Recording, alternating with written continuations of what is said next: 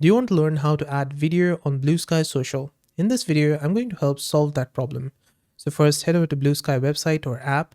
If you're visiting it via an app, go to bottom right, you'll find this icon. Click on this. Now, if you're visiting it via a website, click on new post on the left. Now, this will open up a pop-up.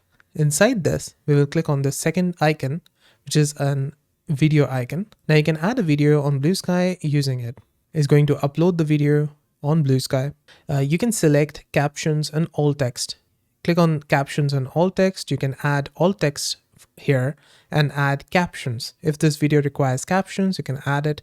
There's no auto captions for the video like other social media, but you can add your own caption file. Now there's post interaction settings, quote settings, reply settings and such. There's also labels. So if you want to add a content warning or other, you can add this from here. You can delete this video by clicking on this button, X button. While you're posting it, you want to delete it, just click on this. And then you can add another one by clicking it again, clicking this icon again, and then adding another one. Click on post, and your video is now posted on Bluesky. And that's it. This is how to post a video on Bluesky. Did this video help solve your problem? Let me know with a like and comment.